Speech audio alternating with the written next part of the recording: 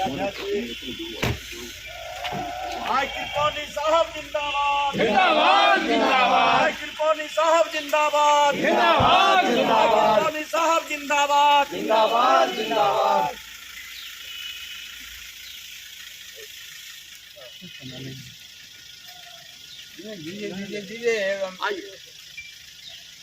बिहार राज्य बाल श्रमिक आयोग अध्यक्ष चक्रपाणी पहुंचे बेगूसराय।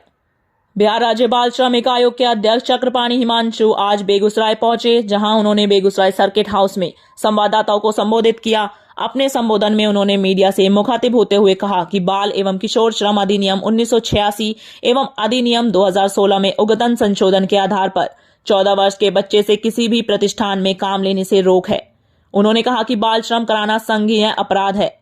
वहीं इस दौरान उन्होंने बताया कि 14 से 18 वर्ष के किशोरों को किसी भी तरह के खतरनाक नियोजनों में काम पर नहीं लगाया जा सकता है। ऐसा करते हुए पाए जाने पर 20 से 50 हजार तक के जुर्माना का प्रावधान है, या फिर 6 माह से 2 वर्ष तक कारावास या दोनों हो सकता है। उन्होंने बताया कि अगर यह गलती दोहराई जाती है तो सीधा 3 वर्ष की सजा होगी।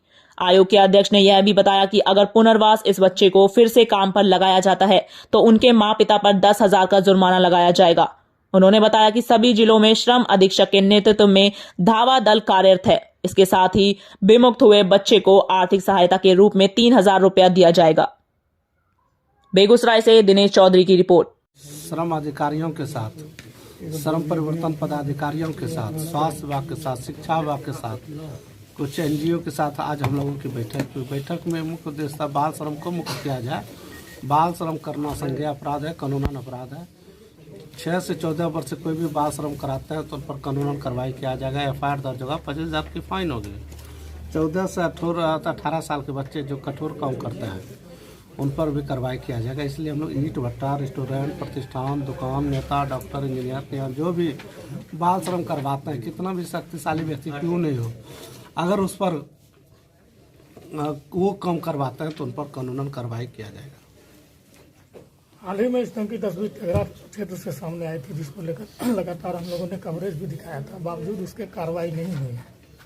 क्या लगता है? नहीं, कार्रवाई आप लोगों से हम लोग आपको डायरेक्ट नंबर देते हैं 9431204507 9431204507। आप इस पर आप जो है व्हाट्सअप कर दीजिए, कोई भी बाल श्रम संबंधित कोई भी बात हो, और इसमें आप बताइए ये घटना बेगूसराय का प्रखंड का है, तो आप प्रखंड को चिन्हित कर दीजिए, टोला को चिन्हित कर दीजिए, निश्चित तौर पर आपको 1 से 2 दिन में आपको कार्रवाई दिखेगी।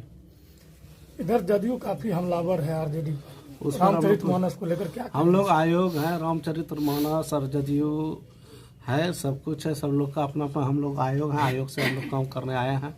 सरकार अपना काम कर रही है, सरकार का सभी योजनाओं के घर घर तक हम आरजेडी भी अपने ओर से पूरा स्टैंड है, बातों से पीछे नहीं दिख रहे हैं, समर्थन में है। इसको कैसे आप देखते हैं? हम लोग को जो विभाग मिला है, पहले उस विभाग को खूब अच्छा से काम करने की हम लोगों की इच्छा है। हम लोग का विभाग है child labour. Child labour means क्या होता है? समाज के अंतिम व्यक्ति का निर्माण करना। हम लोग समाज के अंतिम व्यक्ति के निर्माण करने के लिए यहाँ खड़े हुए हैं। अब किसने क्या बोला है तो उनसे जाकर के बात कर लीजिए। ऐसे मामलों को कैसे आप निजी तौर पर कैसे देखते हैं? निजी तौर पर हम लोग को तो ये किसी कम से फुर्सत नहीं मिल रहा है। श्रमिक और चाइल्ड लेबर ये देश का जो है 80% लोग इसमें गुजर करते हैं, तो हम लोग को तो यहाँ पर है। पूरे देश हिंदू मुस्लिम संप्रदाय नफरत इसी पर है। हम लोग तो हैं शिक्षा स्वास्थ्य कैसे ठीक हो, समाज राज्य मेरा कैसे डेवलप हो, कैसे हमारे समाज के लोगों को नौकरी करे, हमारे समाज में जो है समाज के अंतिम व्यक्ति को कैसे रोजगार मिले, इस पर हम लोगों को चर्चा करना है। वो काम कैसे हो उस पर हम लोग चर्चा करेंगे ना। जदयू मंदिर में हनुमान चालीसा कर रही है, हम लोग को उससे कुछ है ही नहीं। हम लोग ऐसा कुछ है, हम लोग को समाज को देखते हुए समाज का काम करना है। मंदिर मस्जिद गुरुद्वारा हम लोग कुछ नहीं हो है, आस्था का चीज़ है, वो रहेगा। आस्था की चीज़ है। संगठन राजनीतिक संगठन का भी कर्तव्य होता है सरकारी योजनाओं को बतावे और समाज के अंतिम व्यक्ति तक पहुंचा करके उनके भविष्य का निर्माण करा। देखिए उसके लिए सरकार का पहल है।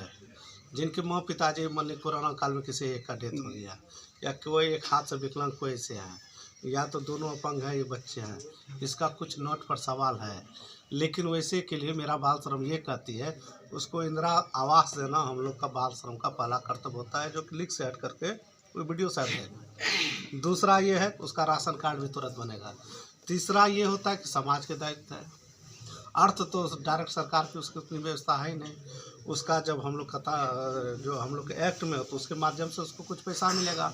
इसके अलावा हम लोग के विधायक हैं, मुखिया हैं, इसके माध्यम से कुछ जो है सहयोग करके उसको जो है दिया जा सकता है।